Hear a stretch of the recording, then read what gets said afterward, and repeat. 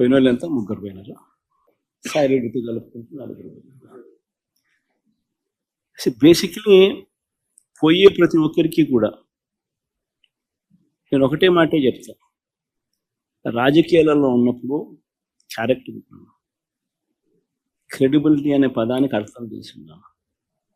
రాజకీయాలలో ఉన్నప్పుడు కాలర్ ఎగరేసుకుని చెప్పాలి, ఫలానాడు మా నాయకుడు అని.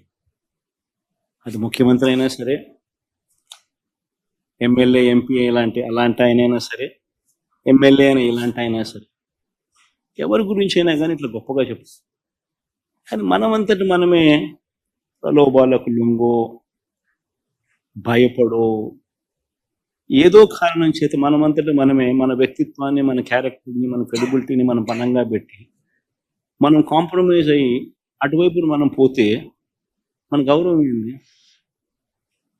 మన వాల్యూ ఏంది, మన క్యారెక్టర్ ఏంది, మన క్రెడిబిలిటీ ఏంది? Character and credibility with in our cells to stand up. అది సాయిరెడ్డికైనా అంతే, పోయిన ముగ్గురు ఎంపీలకైనా అంతే. ఒకవేళ నువ్వు చెప్తా అన్నట్టు ఇంకా ఒకడో అరో ఇంకా పోయే కార్యక్రమం జరిగితే వాళ్ళకైనా ఇంతే. ఒకటి చెప్తా ఉన్నా, వైఎస్ఆర్సీపీ ఈరోజు ఉంది అని అంటే అది వీళ్ళందరి వల్ల లేదు. నిన్నటి ప్రెస్ మీట్లో విజయసాయిరెడ్డి గురించి ప్రస్తావించారు జగన్. విజయసాయిరెడ్డి పార్టీ నుంచి రాజీనామా చేసి పార్టీ పదవులకు రాజ్యసభ సభ్యత్వానికి రాజీనామా చేసి వెళ్లిపోవడం పైన మీడియా అడిగిన ప్రశ్నలకు జగన్ స్పందిస్తూ కౌంటర్ ఇచ్చారు. రాజకీయాల్లో ఉన్న వ్యక్తులకు విలువలు, విశ్వసనీయత, క్యారెక్టర్ ఉండాలని, అటువంటప్పుడే అతడిని నాయకుడిగా ఎదుటి వాళ్ళు చూస్తారని, కాలర్ ఎగరేసుకుని తిరగడానికి కూడా వీలుంటుందని అన్నారు. అలాగే విజయసాయిరెడ్డితో పాటు పార్టీ నుంచి వెళ్లిపోయిన ముగ్గురు రాజ్యసభ సభ్యుల విషయంలో ఎవరికైనా ఇదే వర్తిస్తుంది అని చెప్పారు.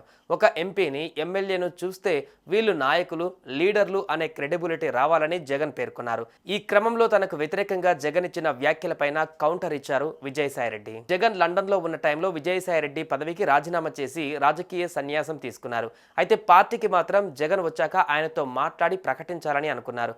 అందుకే రాజ్యసభకు రాజీనామా చేసినా పార్టీకి మాత్రం జగన్ వచ్చే వరకు రాజీనామా చేయలేదు. జగన్ లండన్ నుంచి వచ్చిన తర్వాత మర్యాదపూర్వకంగా ఓసారి కలవాలని విజయసాయిరెడ్డి అనుకున్నారని, ఆ మేరకు బెంగళూరులో కలిసేందుకు ప్రయత్నించారని చెబుతున్నారు. కానీ జగన్ ఛాన్స్ ఇవ్వకపోవడంతో ఆయన సోషల్ మీడియాలోనే వైసీపీకి కూడా రాజీనామా చేసినట్లుగా ప్రకటించారని అంటున్నారు. తనతో ఇంతకాలం ప్రయాణించి తన ఎదుగుదల, పతనాలలో వెంట ఉన్న విజయసాయిరెడ్డిని కలిసేందుకు జగన్ ఇష్టపడకపోవడంతో ఏదో జరిగిందన్న అభిప్రాయం రావడానికి కారణమవుతోంది. విజయసాయిరెడ్డి రాజీనామా వెనుక ఎవరికీ తెలియని వ్యవహారాలు చాలా జరిగాయని చెబుతున్నారు.